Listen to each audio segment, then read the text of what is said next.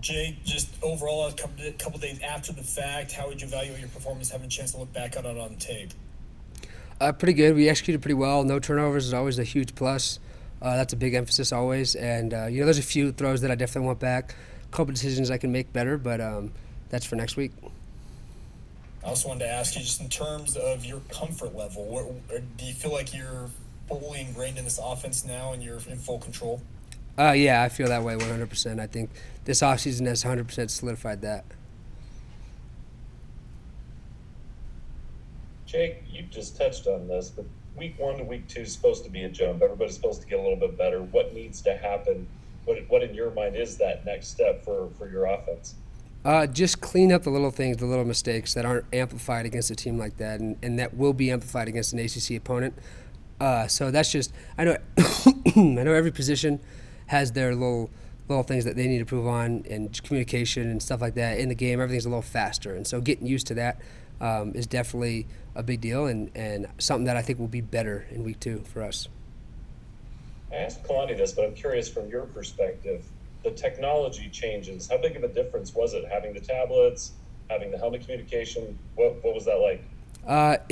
It's great. I love it. I think it makes things easier for me to hear it just in the headset right before the play. I can tell the O-line quicker. The O-line can get their calls off quicker, and play clock really was not much of a factor at all in the game on Saturday, and that's the benefit of it on my part. I think if a tight end's ever confused looking at the signal, I just tell them real quick. Even if they're looking at it for the first time, I can tell them real quick. A late substitution, I can tell them to play real quick, and the whole thing really easily. And so that's nice. It's really nice, and I think our team has done a really good job of adapting to the new way we're handling the technology and the new stuff, and it's good to talk to the coaches about it off the field. It makes Sunday morning film study actually a little different now because you've watched the game already. Because you already watched it on the sideline, so you're watching the game, so you can get through it kind of quicker and move on and get to the next team a little quicker. We'll go Mitch and then Jay Drew. You bring up film study, Jake. Are you a avid film study guy where you just love kind of getting deep in the weeds and grinding and being that kind of film savant, if you will?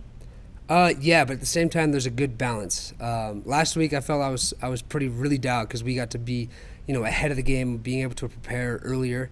Not having a week before made it easy to prepare earlier the week before, and even in the summer a little bit, watched a little bit of that tape. But I definitely get into it for sure. Especially early in the week, I hit it really hard, and then late in the week, I trust my preparation. And because there's a point where it's like, all right, let's go play football, and let's not just be dialed into what they showed and what percentage of what came up. It's like we got to be able to read and react on the field.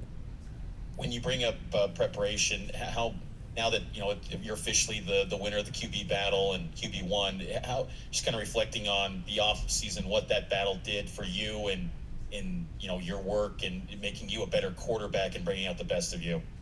Yeah, I mean the competition makes everybody better, especially everybody involved and everybody outside of us. Everybody's attention to detail. Everybody's intensity was a little higher. I believe that for sure because of a competition in all of fall camp and all of the off season. So the preparation's for sure there because it pushed me to be more prepared than ever in order to win that job because I was going against a really good quarterback on the other side of that competition. And so, the preparation's there, and we are all ready to go. We all came out week 1, and I think we did a really good job not having those first game mistakes, the formation penalties or the play clock stuff or the substitution stuff. Like we did a really good job.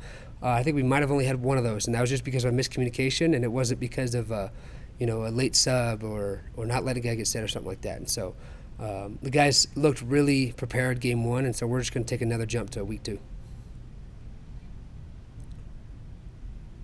Jake, two-part question. One, what was yesterday like for you as far as just was your phone ringing off the hook or whatever? And also, what was your dad's kind of critique of your performance? I know he's a former high school football coach.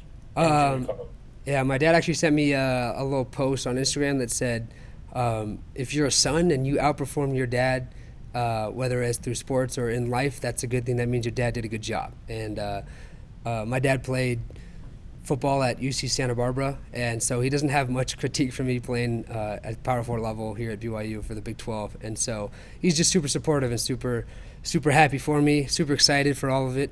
We got to get him a shirt to wear because he can't be wearing that RCC shirt at the games anymore, which I know he got flamed for on Twitter. Yeah, I mean, the phone was a lot of positivity from old coaches, old people in my bed, like in the village. Like, I really believe it takes a village, and so a lot of people from home texted me and congratulated me on the first game, first win, stuff like that, and so it was awesome. A lot of positive vibes on that part. Go ahead, Sean, and then we'll wrap up with Mitch and Jake. Jake, have your dad ping me on Instagram or whatnot, because I may have a couple of ways to get him some BYU swag to start repping the games a little bit more too. So have him ping me and we'll talk. I got some connections out there. But I wanted to follow up a little bit on you talked with Mitch about the quarterback competition with Gerry and how that made you better and whatnot. What's your relationship been like with him in the days since kind of the competition ended and you took your spots into the team? It feels like it's been relatively seamless, I guess, from what the field showed us on Saturday. But what's kind of your relationship been like since fall camp ended? 100% seamless, I would say. And that's just a testament to Gerry, his character, his maturity level, and he's just an incredible guy on and off the field. I got so much respect for him in all aspects of life. He's an incredible teammate, he's an incredible father, he's an incredible leader. And our relationship has not changed very much at all. We're still just as supportive of each other as we were all fall camp. And in the summer, in the spring, all that, we are just as supportive of each other now. And he's done an incredible job just being supportive of me and being super positive and for all the guys around me and getting and rallying with everybody else. And so he's just it's been super seamless, to say the least.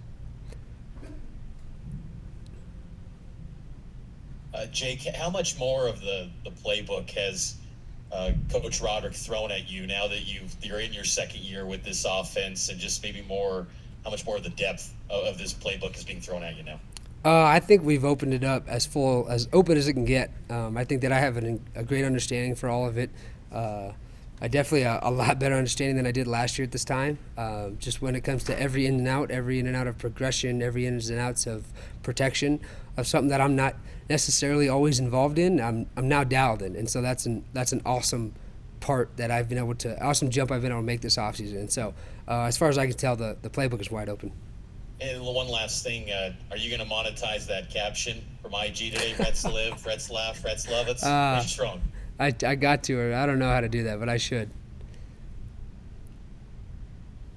Jake, I wanted to ask you just in terms of your overall comfort level being a running quarterback. I know they don't run you a lot, but what's your comfort level in terms of just carrying the rock if you have to? Really, really high. I mean, I've always been able to run pretty well and run super effectively in order to open it up for the running backs and being a good complement to their run game. And the QB run game can do a lot for those guys on the front side of things, being able to take advantage of the open backside and read option and stuff like that. I think I had a good first down run on that 3rd and long in the game. Not much explosive stuff. There was one play where we saw me and LJ wrestling for the ball. That's something we'll iron out. I gave him crap because I think I might have had a touchdown there because Waylon was pulling on the mic for me and it would have been wide open. But he made up for it by catching the touchdown play or two later. So I'm super comfortable, always have been. And the QB run game is a good part of our run game that makes everything else a little more open and available. We saw you uncork that deep ball to JoJo like it was nothing. Can you estimate how far you might be able to throw a ball if you were just to huck it? I don't know, man. The adrenaline for sure made that thing go another 10 yards. I think that was somewhere around 60 in the air, and I didn't feel like I chucked it very far. I don't know.